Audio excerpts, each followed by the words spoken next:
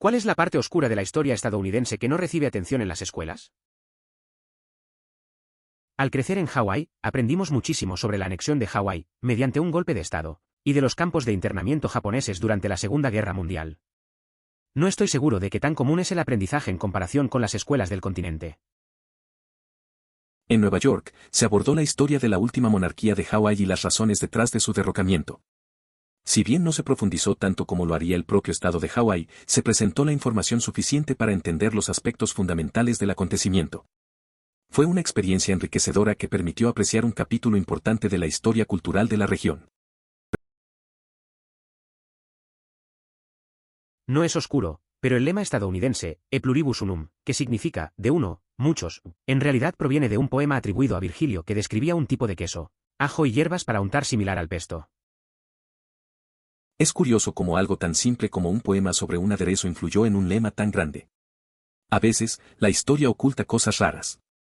Suena como un buen tema para una charla entre amigos, mezclar comida y cultura. La forma en que un diálogo sobre algo tan cotidiano puede conectar con conceptos más profundos es fascinante. Al final, todo se trata de las pequeñas cosas que nos unen. Los inicios de la ciudad de San Francisco son bastante desagradables. Durante la fiebre del oro, toda la ciudad era básicamente anárquica y las únicas mujeres en la ciudad eran prostitutas. Hubo piratas, asesinatos, linchamientos, etc. En un momento el ejército estadounidense estuvo a punto de invadir la ciudad.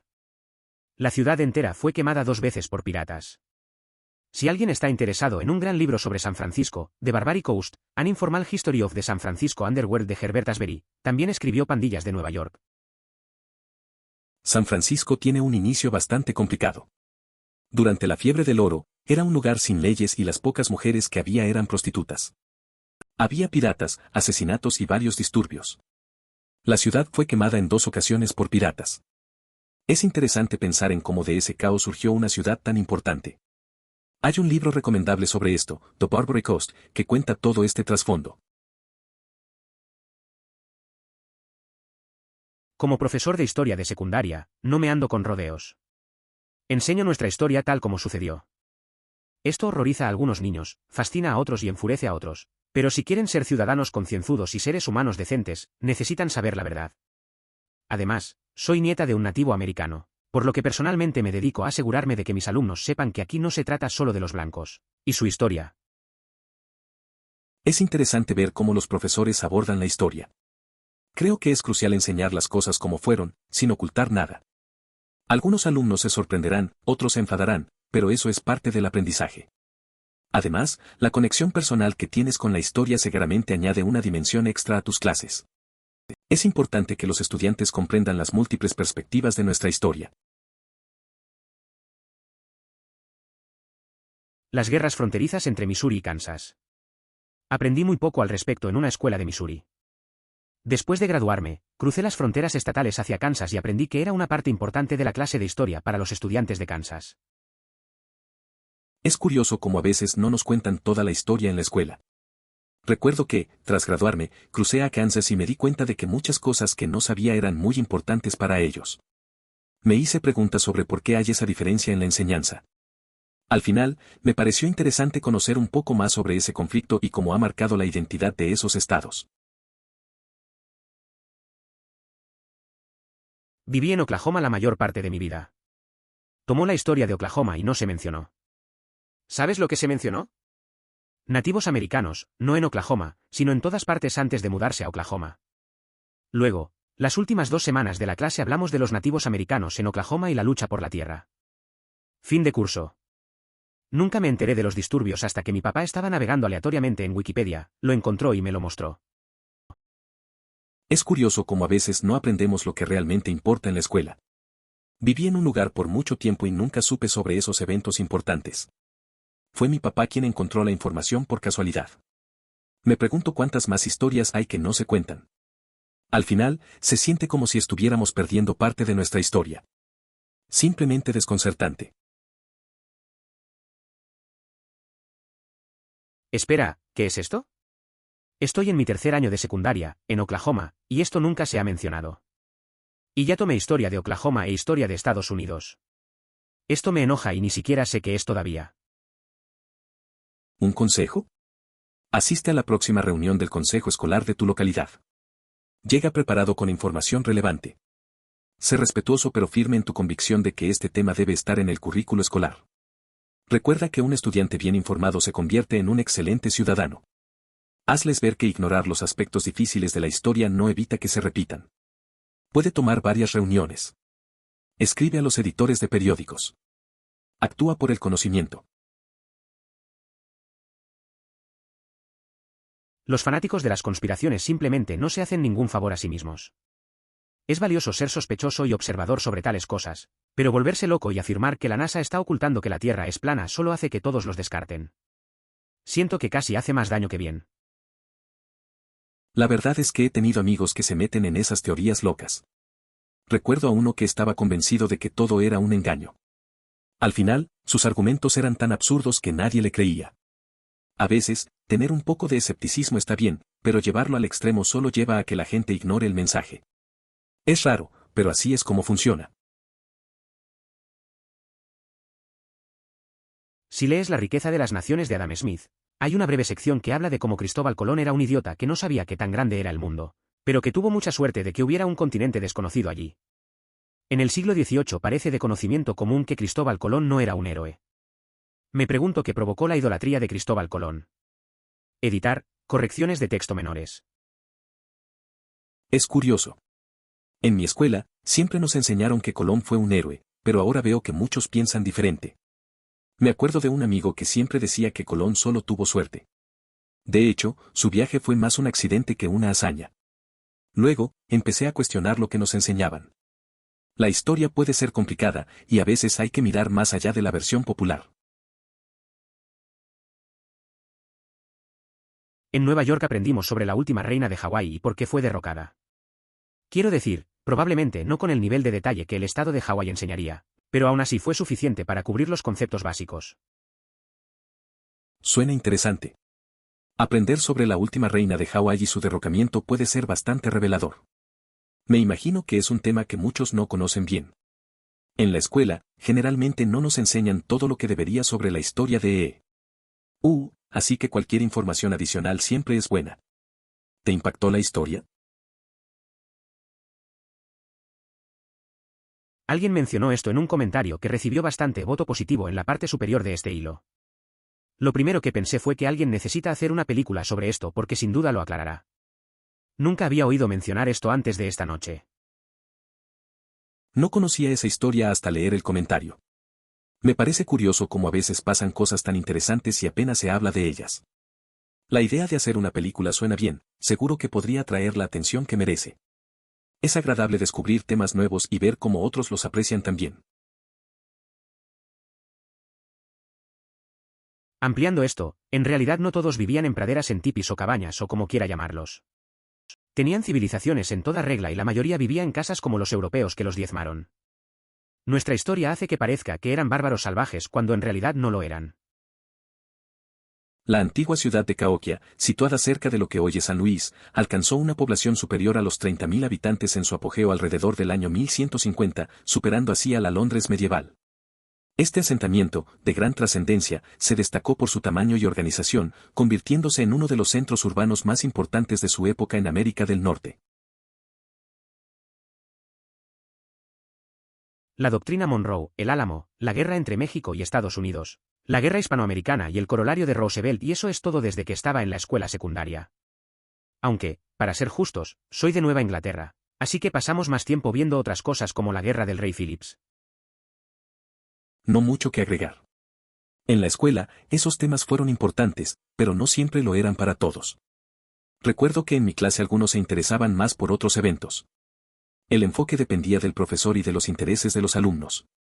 La historia puede ser más interesante o aburrida, dependiendo de cómo te la cuenten. Soy un habitante de Virginia Occidental cuya familia luchó en Blair Mountain.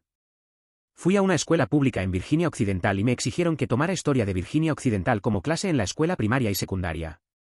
No nos enseñaron nada sobre las guerras mineras. Ni una palabra al respecto. El estado tiene mucha historia interesante, y solo supimos sobre los primeros días coloniales y la guerra civil, y que Pearl se buque era de Virginia Occidental. Mi padre estaba muy enojado por eso. El año pasado acaban de abrir un nuevo museo de guerras mineras. Espero que cuando vuelva pueda visitarlo. Crecí a unas 3 millas de la montaña Blair y asistí a escuelas públicas en el mismo condado durante toda mi vida. Sin embargo, nunca escuché nada sobre la batalla. Si no fuera por la conexión familiar con la industria del carbón y las historias contadas por los lugareños, es muy probable que ni siquiera hubiera tenido conocimiento de ello, lo cual es lamentable. Los disturbios raciales fueron literalmente arrancados de nuestros libros de historia de Oklahoma. Mi maestra abordó esto, nos mostró los bordes rasgados y lo enseñó de todos modos. Ella era mala.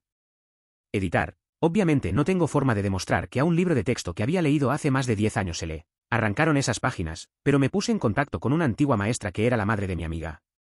Ella dijo que aparentemente los TRR eran parte de nuestro plan de estudios cuando estuve allí, pero que no lo eran en los años anteriores y fue entonces cuando el distrito los eliminó. Aparentemente, nuestra escuela no tenía los fondos para comprar libros nuevos que no estuvieran ya rotos, por lo que nos dieron una lección sobre lo mucho que Oklahoma quería enterrar el suceso. ¿Súper triste? Aunque mi profesor seguía siendo un imbécil. Por esta razón, me sentí afortunado de asistir a un colegio privado. En las clases de inglés, exploramos todos los libros prohibidos y los profesores de historia adoptaron una postura directa, señalando que, aunque no fuera cómodo, los hechos históricos eran innegables y era necesario aprender a enfrentarlos. Esto fue especialmente relevante para abordar aspectos de la Primera y Segunda Guerra Mundial que suelen ser menos discutidos. Tuve que buscarlo en Wikipedia, tampoco había oído hablar de él. Creo que lo que ocurrió en 1921 lo explica en parte. Parece que las historias populares que tratan sobre la opresión racial en Estados Unidos comienzan con la guerra civil y luego saltan directamente al movimiento por los derechos civiles en los años 50 y 60. Como si nada hubiera pasado en el medio. Es curioso cómo a menudo ignoramos periodos importantes de la historia. Hace poco, un amigo me habló de eventos que sucedieron entre la guerra civil y el movimiento por los derechos civiles. Nunca había pensado en eso. Nos perdemos muchas lecciones que podrían ayudarnos a entender mejor las injusticias actuales. A veces, es bueno investigar un poco más para no quedarse solo con lo más conocido. Sí, fui a una escuela pública en Oklahoma y solo recibí una mención aprobatoria en inglés de 8º grado cuando leímos The Outsiders. ¿Editar? Oye, ¿alguien tiene alguna recomendación de libros sobre los disturbios?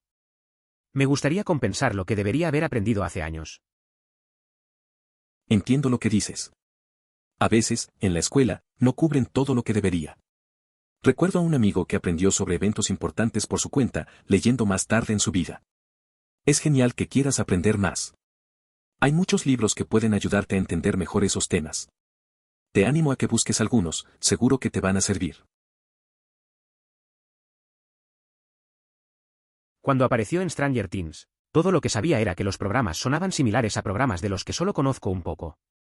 Si alguien me preguntara qué era MKUltra antes de ver el programa, no podría decírselo. Es curioso cómo a veces una serie puede presentarte conceptos desconocidos. Recuerdo que una vez un amigo mencionó algo sobre MKUltra en una conversación. Yo no sabía de qué hablaba, así que me quedé callado. Luego vi Stranger Things y todo hizo clic. Ahora entiendo mejor, aunque todavía no tengo todos los detalles. A veces, el entretenimiento enseña cosas que no esperas. Miso me dijo con orgullo que MKUltra es una parte única de Stranger Things porque está inteligentemente diseñado. Tuve que pausarlo y explicarle que era un programa real, no seguiría viéndolo hasta que ella hubiera hecho su tarea. A veces, mis amigos toman referencias de películas o series sin saber que son reales.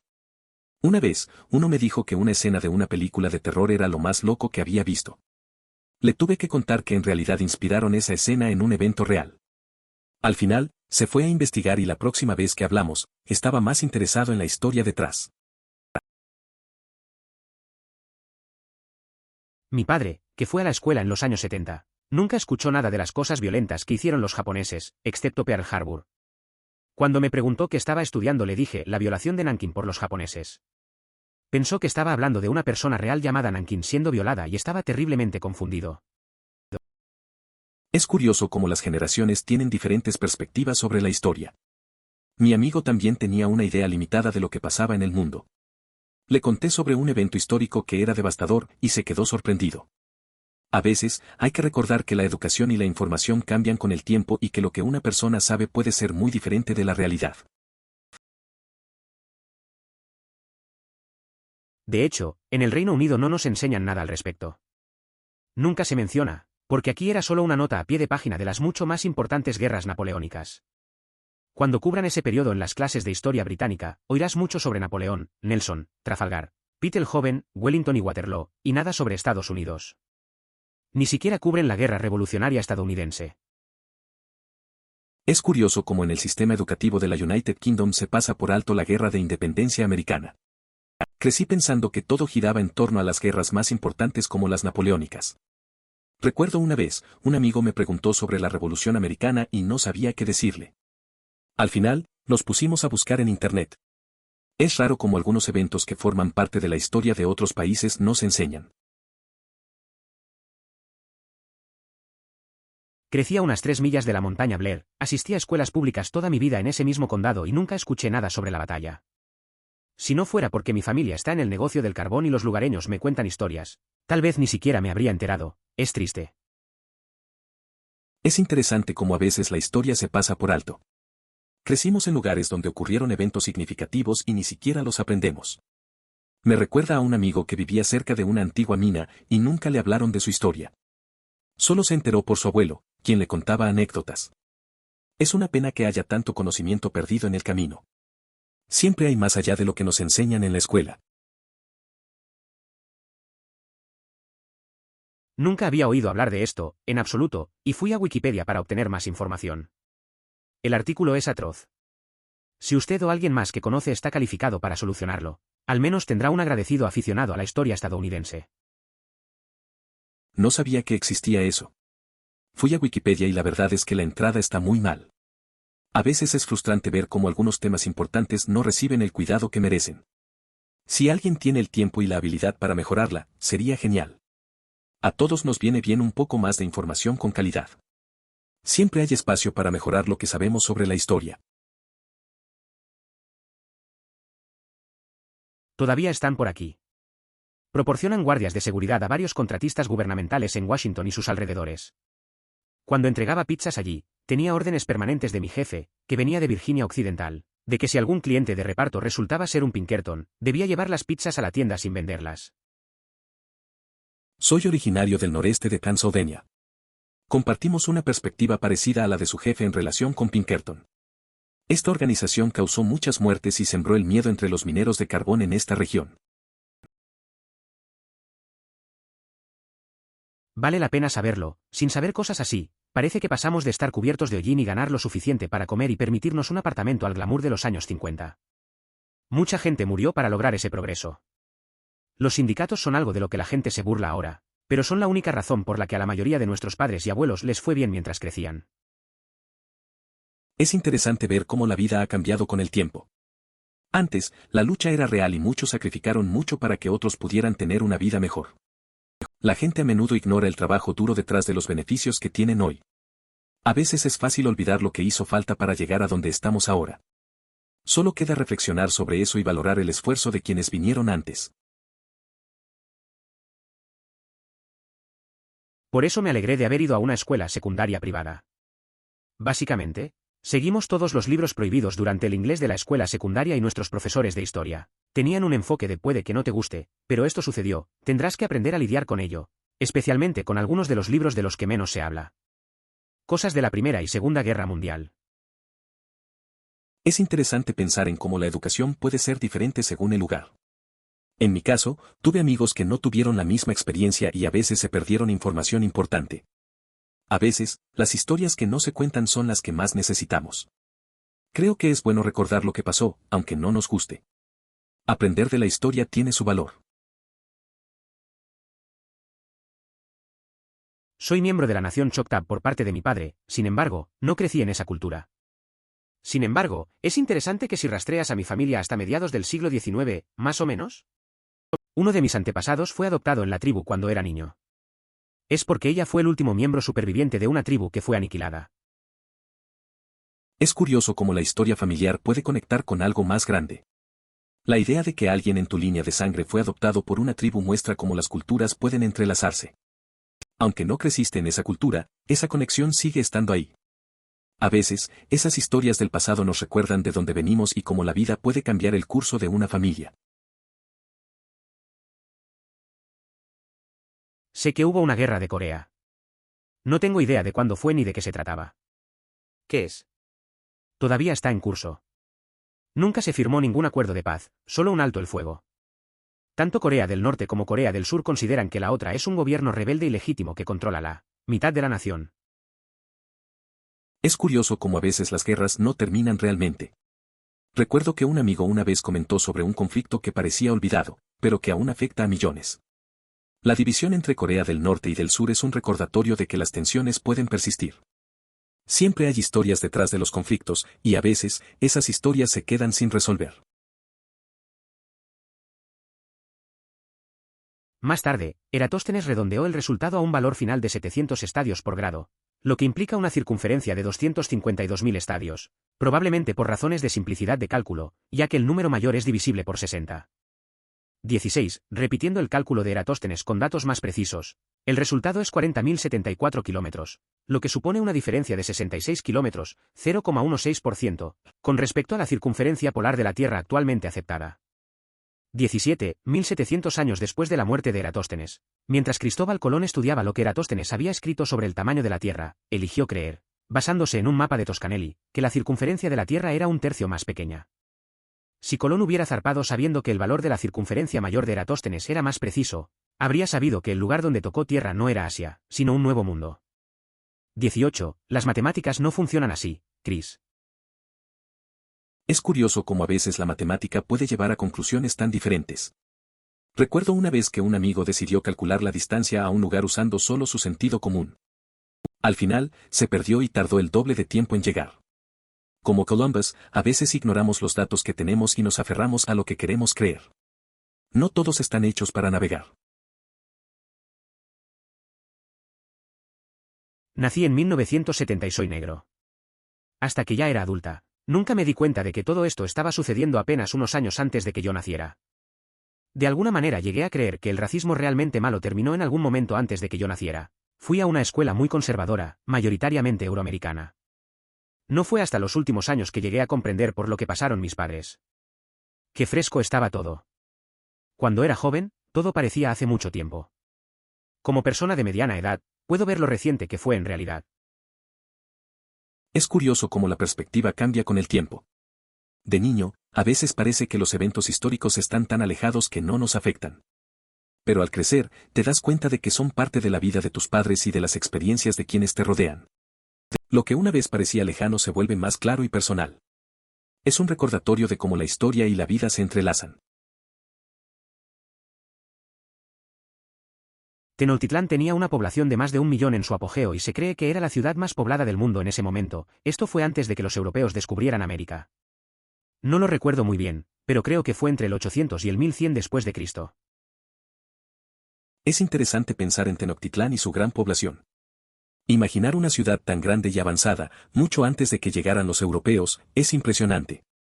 Siempre me ha fascinado cómo las civilizaciones antiguas podían desarrollar sociedades complejas con recursos limitados. A veces, hablamos de lo que hoy consideramos grandes ciudades y no nos damos cuenta de lo que ya existía en el pasado. Sí. Escribí un artículo de 12 páginas sobre lo idiota que era Andrew Jackson cuando estaba en la escuela. No fue difícil llenar 12 páginas sobre por qué Andrew Jackson era un idiota.